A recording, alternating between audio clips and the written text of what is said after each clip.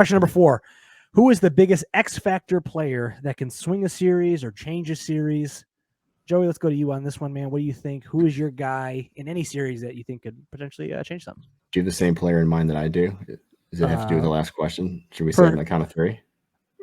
1, 2, 3. Vooch? Kobe White. Oh. You guys are silly. You guys are so silly. You're so silly. All right, go into a Joe. I don't know you're going with Kobe White, but go ahead. All right, I'm going with Kobe White. So the Bucks, hey, X Factor. What is happening right now? I've been preaching him as the X Factor player all season. I'm rooting for the Bulls. I believe in the Bulls. Joey's believing in Kobe White. What is happening right now?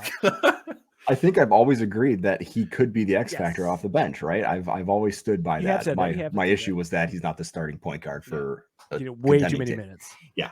So the Bucks are, I think, top 2 or 3 in the league in 3 points shots and points from 3-pointers allowed.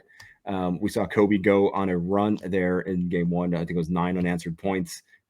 He was stroking it, and got hot. They don't have a lot of 3-point shooting right now without Lonzo. True. Vooch doesn't need to be shooting 3-pointers. Voochie man. You need him getting down the paint and doing his thing. Line it up, Vooch. Kobe needs to come in off the bench, and he needs to take 10, 12 shots like within the offense. Like, I'm not talking dribble up and jack up bad shots, but like if he's getting the ball with an ounce of space and he's got a look, he needs to be shooting them and make them kind of come out and kind of change the dynamic of this game. I think that opens everything up. It starts getting some cuts. It starts getting some movement. But we can't rely on, Levine and Caruso to be carrying that load. Kobe's supposed to be your 3-point shooter. It's time to do it, right? He's your X factor. If he goes off in a game here and gets you 20 plus, I think that's probably a game that the Bulls win. And hopefully that builds some confidence and keeps him going. All right. You know what? I can see it. Go ahead, Chris.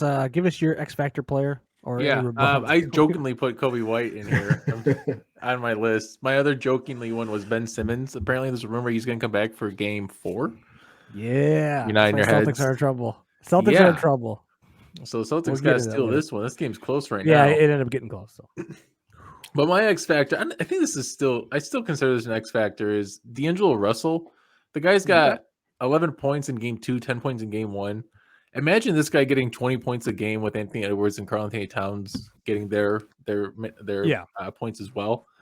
You're not going to beat this team. They're going to combine for at least 60. And he's supposed to be Mr. Clutch. He's always showing up in those key moments. I want to see D'Angelo Russell come out here. So I look at him as kind of like the X Factor kind of player. If he gets hot and takes over some games, Minnesota's running away with this, so. Yeah, he's definitely a dangerous player. I like where you're going with that. I had a couple of players. Vooch was probably my joking player, I guess. He had 24 in game 1.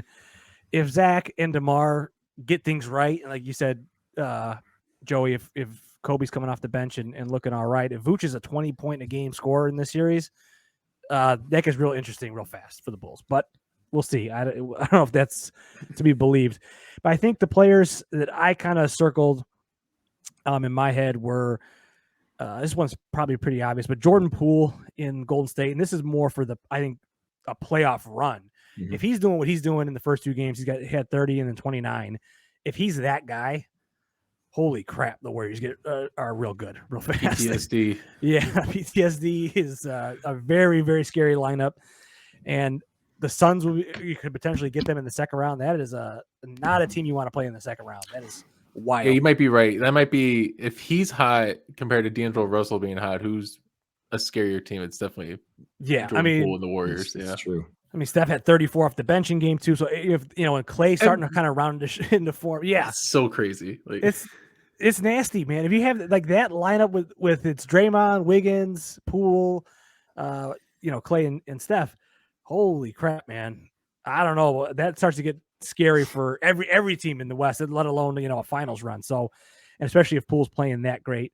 The other guy that I kind of highlighted in my as I was watching games was Jordan Clarkson coming off the bench in Utah.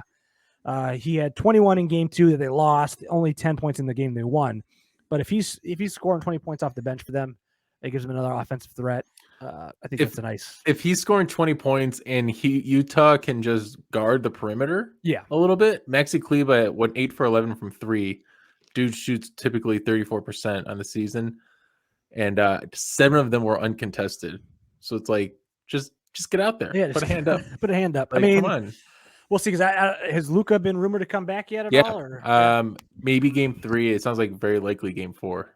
okay. So I mean, I think Utah really should have concentrated on one of those first games. Nobody's happy with Utah. No, Jalen Brunson just made a bag of money after that game. And yeah, that was ridiculous. It's tough. It was pretty tough for Utah. I just want to point that out. But those are my X Factor guys. I like who you guys picked up. And I guess this fifth question here, we can go to our last question.